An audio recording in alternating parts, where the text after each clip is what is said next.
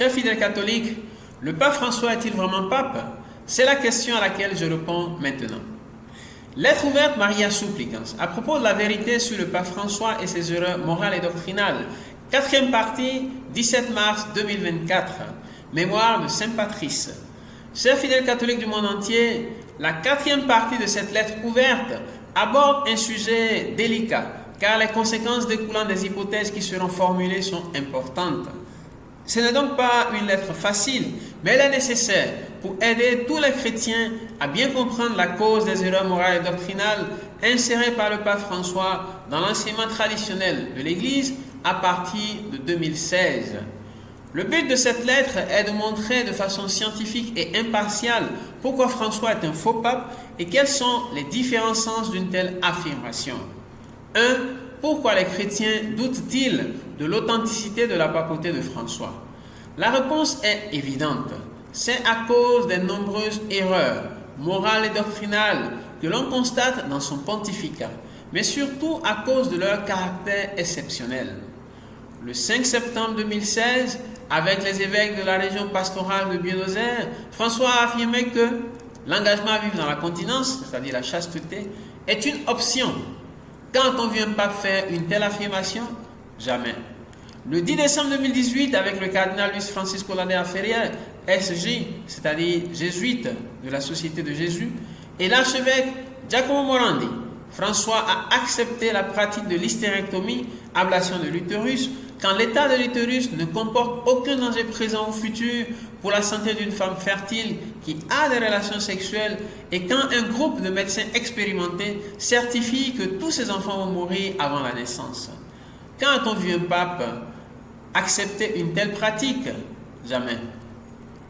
Le 21 décembre 2018, François a dit « On ne n'est pas saint, on le devient, cela va aussi pour Notre-Dame ». Quand on vit un pape rejeter la sainteté originelle de Marie? Jamais. Le 4 février 2019, François a déclaré que le pluralisme et la diversité de religions sont une sage volonté divine. Quand on vit un pape faire une telle déclaration qui attribue à la volonté positive de Dieu l'existence de religions pratiquant le mal ou le péché, idolâtrie, sacrifice humain, prostitution sacrée, etc. Jamais. Le 21 octobre 2020, François a dit à l'humanité que ce que nous devons faire, c'est une loi de cohabitation civile pour les personnes homosexuelles. Quand on vu un pape faire une telle proposition à l'humanité? Jamais. Le 15 septembre 2021, François a autorisé tous les politiciens catholiques publiquement pro-avortement à recevoir la Sainte Eucharistie sans nécessité pour eux de rejeter leur attachement à l'avortement. Quand on vit un pape donner une telle autorisation? Jamais. Le 18 décembre 2023, François a demandé aux prêtres de bénir les couples en situation irrégulière et les couples de même sexe. Quand on vit un pape faire une telle demande aux prêtres? Jamais. Face à la situation à peine décrite, il est tout à fait normal que les chrétiens se posent des questions sur l'authenticité de l'élection de François. 2. François est-il vraiment pape? Quand on sait que Jorge Mario Bergoglio vient d'Argentine, hémisphère sud, et qu'une grande confusion morale et doctrinale a envahi l'Église universelle, les révélations suivantes de Notre-Dame d'Anguera sont troublantes. Elle a dit: le jour viendra où un homme aux belles apparences apparaîtra et avec sa fausse idéologie parviendra à tromper beaucoup de monde. Même les personnes consacrées seront séduites. 29 juin 2006. Le jour viendra où il y aura 2 trônes, mais sur un seul se trouvera le véritable successeur de Pierre. Ce sera le temps d'une grande confusion spirituelle pour l'Église. 23 décembre 2008. Un roi orgueilleux divisera l'Église, on obéira à ses ordres, et le précieux sera chassé. La grande confusion spirituelle est en route. 17 avril 2009. Le jour viendra où un homme qui a l'air bon et juste apparaîtra. Il trompera beaucoup de gens car il fera de grands prodiges. Il viendra de l'hémisphère sud et beaucoup le considéreront comme un sauveur. 6 février 2010. Quand un homme se présente avec 3 noms, il y aura une grande confusion dans la maison de Dieu. 14 mars 2021. Pierre n'est pas Pierre, Pierre ne sera pas Pierre. Vous ne pouvez pas comprendre ce que je vous dis maintenant, mais tout vous sera révélé. 29 juin 2022. Même si l'interprétation des révélations précédentes est hypothétique, leur coïncidence avec ce que vit l'Église depuis l'apparition du pape François est remarquable. Les questions suivantes méritent d'être posées. François est-il vraiment pape? Son élection à la chaire de Saint-Pierre est-elle valide? Y aurait-il des éléments probants pouvant fonder un doute légitime sur la validité de cette élection? Nous avons deux chemins pour démontrer une éventuelle invalidité de l'élection de François. Une démonstration a priori et une démonstration a posteriori. Il y a différentes hypothèses pour la démonstration a priori. La première hypothèse est celle qui considère la démission du pape Benoît XVI comme étant invalide. Pour certains analystes, cette rénonciation n'a pas été libre. Pour d'autres, même si elle a été rédigée par Benoît XVI le 10 février 2013 et annoncée publiquement le lendemain, elle devait être aussi prononcée publiquement par lui le 28 février 2013, jour de son départ du Vatican. Pour d'autres encore, s'appuyant sur la différence latine entre les mots munus, fonction, et ministerium, ministère, le pape bavarois aurait renoncé au ministère de pape, mais non à la fonction de pape. Face à toutes ces interprétations, il est bon de recourir au mot écrit en latin par Benoît XVI le 10 février 2013.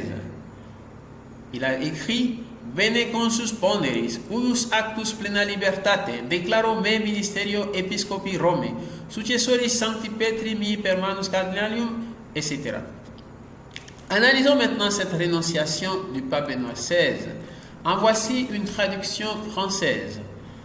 Bien conscient de la gravité de cet acte en pleine liberté, je déclare renoncer au ministère d'évêque de Rome, successeur de Saint-Pierre, qui m'a été confié par la main des cardinaux le 19 avril 2005, de telle sorte que, à partir du 28 février 2013, à 20h, le siège de Rome, le siège de Saint-Pierre sera vacant et le conclave pour élire le nouveau souverain pontife devrait être convoqué par ceux à qui il appartient de le faire. Au Vatican, 10 février 2013, il n'y a donc, fin de citation, il n'y a donc aucun doute que Benoît XVI a renoncé librement puisqu'il se dit lui-même bien conscient de la gravité de cet acte en pleine liberté. Il a rédigé la déclaration au présent et non au futur. Je déclare renoncer. Conformément aux causes de droit canonique, il a précisé la date et l'heure de l'effet de la renonciation, 28 février 2013 à 20h. Il en déduit lui-même les conséquences logiques. Le siège de Rome, le siège de Saint-Pierre sera vacant, le conclave devra être convoqué, élire le nouveau souverain pontife. Notons que, conformément au code de droit canonique, il aurait pu revenir librement sur sa décision et annuler sa renonciation entre la date du 10 et celle du 28, mais il ne l'a pas fait. Cela renforce encore plus le caractère libre de sa décision. Par conséquent, sa renonciation a vraiment pris effet le 28 février 2013 à 20h. Après tous ces détails, il est vraiment difficile de mettre en doute la validité de la démission du pape Benoît XVI, sauf si cette démission a été motivée par une grave menace qu'il nous a cachée. Deux questions importantes demeurent. Voici la première. Benoît XVI a-t-il mis en pause son ministère pour pouvoir continuer à l'exercer plus tard? Non. Une chose, c'est de mettre en pause son ministère et une autre, c'est d'y renoncer. Benoît XVI n'a pas dit qu'il mettait en pause son ministère. Il a clairement déclaré qu'il y renonce en toute liberté à travers un acte définitif. Seconde question.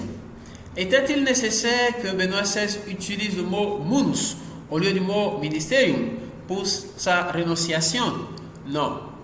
Il est vrai que c'est la fonction qui est à l'origine du ministère, c'est-à-dire que c'est parce que j'ai tel poste ou tel rôle que je peux exercer telle tâche ou tel travail. Cependant, renoncer au ministère signifie aussi renoncer à la fonction. C'est une question de bon sens. Par exemple, lorsqu'une personne dit « je ne veux plus travailler au poste où je suis », cela signifie « je renonce à mon poste, à ma fonction ». Évidemment, cette personne conserve son rang ou catégorie ou niveau professionnel. Par exemple, fonctionnaire supérieur, général de l'armée, ministre de l'État, président de la République, etc.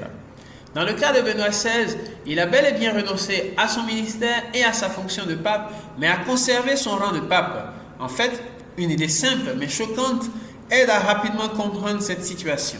La rénonciation après l'exercice d'une profession est semblable à un suicide professionnel.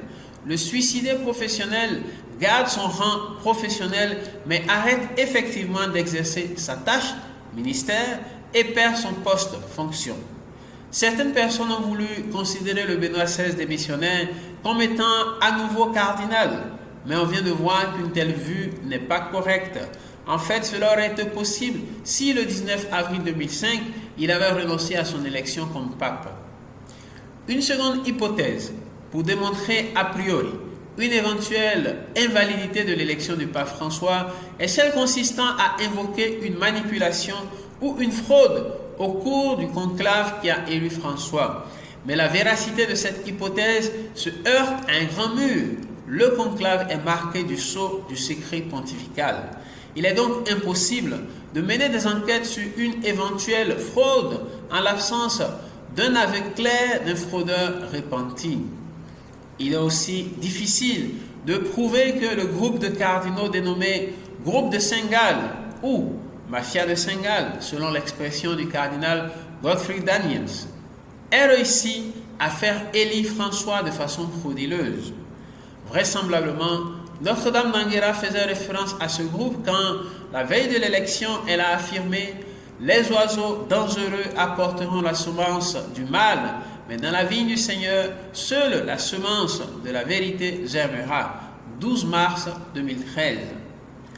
Notons quand même que le journaliste italien Antonio Socci a écrit un livre sur un incident survenu au cours de l'élection.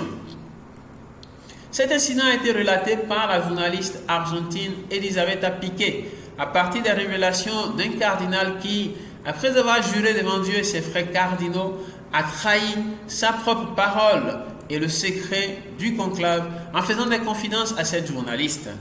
Certains analystes pensent que c'est François lui-même, compte tenu de sa grande amitié avec Piqué. De toute façon, cet incident ne recueille pas l'assentiment unanime des canonistes pour qu'on puisse penser légitimement que l'élection du pape François est invalide. Finalement, il est difficile, voire impossible, d'obtenir une preuve a priori d'invalidité et il est prudent de suivre l'attitude des 117 cardinaux qui ont participé au conclave qui a élu François et qui considèrent qu'il est vraiment pape. Re, Bertone, Meissner, Iñiguez, Rocco, Tetamanzi, Seppe, Napier, Cipriani, Scola, Pell, Erdo, Canizares, Divic, Cafara, Sarr, Ranjit, Eck, Voilki, Amato, Sarah, Burke, Piacenza, etc. La démonstration a priori d'une éventuelle invalidité de l'élection du pape François est possible grâce au dogme de l'infaillibilité pontificale.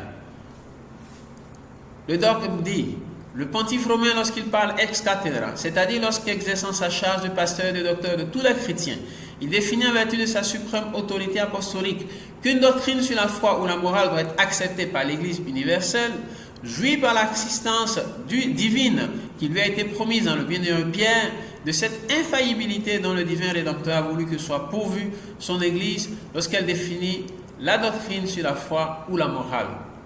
Cela signifie qu'aucun pape ne peut enseigner à l'Église universelle une erreur morale ou doctrinale quand il s'exprime de façon définitive en tant que pasteur et docteur de tous les chrétiens. Si on réussit à trouver une erreur de ce genre dans le magistère de François, alors cela implique qu'il n'est pas protégé par le dogme de l'infaillibilité et donc qu'il n'est pas validement pape. Est-ce possible? Apparemment oui, mais il appartient au collège des cardinaux et au collège des évêques d'étudier sérieusement ce cas et d'en tirer toutes les conséquences canoniques. La seule erreur qui pourrait probablement montrer que le pape François n'est pas protégé par le dogme de l'infaillibilité pontificale est celle du 5 juin 2017 en relation avec l'exhortation apostolique post-synodale Amoris Laetitia. En effet, le 5 septembre 2016, l'archevêque Sergio Alfredo Fenoy et les évêques de la région pastorale de Buenos Aires ont écrit une lettre au pape François pour lui expliquer comment ils appliquent Amoris Laetitia. Cette lettre contient les 3 phrases suivantes. L'engagement à vivre dans la continence peut être proposé. Amoris Laetitia n'ignore pas les difficultés de cette option. L'option ci-dessus peut en fait ne pas être réalisable. Selon ces 3 phrases, l'engagement à vivre dans la continence, c'est-à-dire la vertu de chasteté, est une option. Mais cela est faux et constitue une hérésie. Ce qui est surprenant, c'est que le même jour, 5 septembre 2016, le pape François a écrit une lettre de réponse en disant « J'ai reçu le texte de la région pastorale Buenos Aires. Le texte est très bon et rend pleinement explicite le sens du chapitre 8 d'Amoris Laetitia. Il n'y a pas d'autre interprétation. » Et le 5 juin 2017, il a ordonné formellement au cardinal Pietro Parolin de publier la lettre des évêques argentins et la réponse papale sur le site internet officiel du Vatican en précisant qu'elle constitue un magisterium authenticum, c'est-à-dire un vrai magistère. Toutes les conditions semblent donc réunies pour affirmer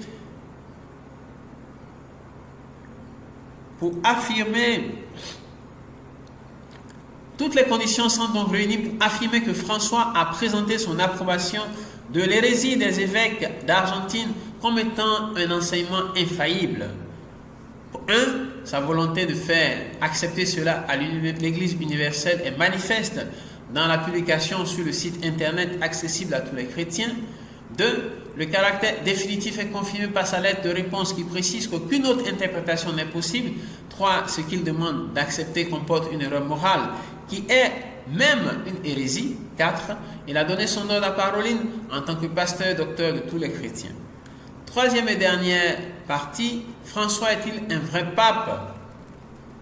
La question précédente a montré qu'il est prudent d'accepter que François est vraiment pape, c'est-à-dire qu'il est canoniquement et officiellement le pape de l'Église catholique. Mais, compte tenu de la liberté humaine, on peut être pape en faisant ce que doit faire un pape, c'est-à-dire confirmer les chrétiens dans la foi, ou bien en faisant le contraire. Dans le premier cas, nous avons un vrai pape, un pape fidèle, un pape digne. Dans le second cas, nous avons un faux pape, un pape infidèle, un pape indigne. Aujourd'hui encore, avec optimisme, par l'intercession de Saint Patrice, nous continuons à offrir des sacrifices et des prières au Seigneur pour la rectification du pape François. En effet, sans condamner et sans prendre la place de Dieu qui est l'unique vrai juge, tout pousse à croire avec tristesse que le pape François est dans le second cas, puisque depuis 8 ans, il refuse obstinément de corriger de nombreuses erreurs morales et doctrinales qui attaquent le mariage, la famille et les sacrements et qui détournent les chrétiens du fidèle accomplissement de la volonté divine. Il est vraiment dommage d'observer que la fonction papale étant sacrée et le pouvoir moral du pape étant le plus grand sur la terre, François a malheureusement usé de cette influence et de son poids médiatique pour prêcher l'immoralité et l'hérésie. La crise de vérité que connaît aujourd'hui l'Église est la pire de son histoire. En effet, si dans le passé il y a eu des papes infidèles et indignes à leur mission, c'est la première fois en 2000 ans d'histoire qu'un pape utilise le relativisme et l'éthique de situation pour justifier le péché en présentant le mal comme bien. Tout cela porte nécessairement à conclure que la vraie cause des erreurs morales et doctrinales de François n'est pas une éventuelle invalidité de son élection, mais plutôt François lui-même. Cela se voit chez Notre-Dame d'Anguera, puisque depuis le début de ses apparitions à Pedro Regis en 1987 au Brésil, il y a une affirmation qu'elle n'a faite que 2 fois, et seulement au cours du pontificat de François. Elle a dit « Le poison est dans l'arbre, pas dans le fruit ». 16 mars 2013. Le poison est dans l'arbre et non dans le fruit, 24 mars 2022. La lettre de la semaine prochaine offrira un texte dévoilant comment François joue aujourd'hui le même rôle que Judas, Martin Luther et le diable. Signé votre frère africain, Père Janvier Benou, nom de plume, Father Jesus Mary Bisikbeto. Mon mail, fatherjmm@gmail.com. Présent avec le nom Father Jesus Mary sur Facebook, YouTube, Twitter, Proof, Thread, Instagram, TikTok et SoundCloud. Que Dieu vous bénisse.